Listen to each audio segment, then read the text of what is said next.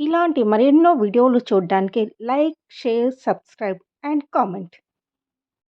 ఈరోజు ఈ వీడియోలో 2024 సంవత్సరంలో మార్గశిర మాసంలో మోక్షదా ఏకాదశి ఎప్పుడు వచ్చింది, ఏ రోజున జరుపుకోవాలి, ఉపవాస విరమణ ఏ రోజు చెయ్యాలి, మోక్షదా ఏకాదశి వ్రత కథ గురించి తెలుసుకుందాము. శ్రీ మహావిష్ణువును ఆరాధించే అత్యంత పవిత్రమైన రోజుల్లో ఏకాదశి ఒకటి. భక్తులు విష్ణువుకు ఏకాదశి తిథి నుండి ద్వాదశి తిథి వరకు కఠినమైన ఉపవాసాన్ని పాటిస్తారు. కృష్ణపక్షము మరియు శుక్లపక్షంలో నెలకు 2 సార్లు ఏకాదశి వస్తుంది. మోక్షదా ఏకాదశి శ్రీ క్రోధి నామ సంవత్సరము, దక్షిణాయనము, హేమంత ఋతువు, మార్గశిర మాసం, శుక్లపక్షం. ఏకాదశి తిథి ప్రారంభం 11వ తేదీ డిసెంబర్ 2024 బుధవారం తెల్లవారుజామున 3:42 ప్రారంభమై 12వ తేదీ డిసెంబర్ 2024 గురువారం మధ్యరాత్రి 1:09 వరకు ఏకాదశి తిథి ఉన్నది.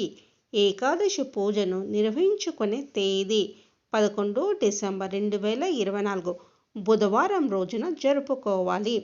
పారణ సమయము 12వ తేదీ డిసెంబర్ 2024 గురువారం ఉదయం 7:04 నుండి 9:08 వరకు.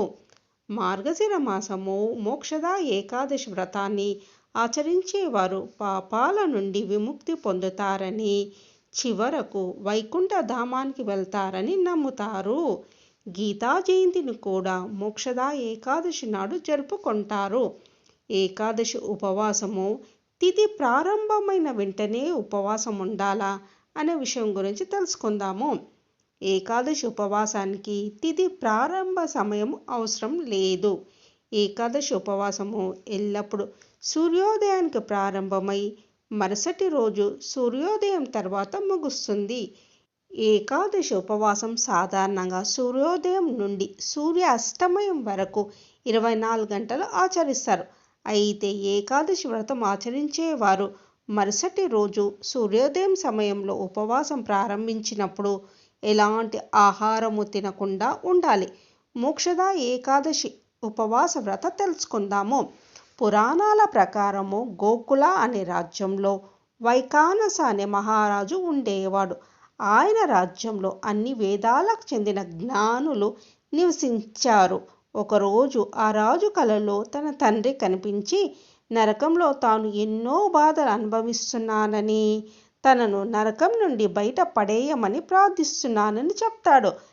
కల చెదిరిపోయాక రాజు చాలా కలత చెందాడు.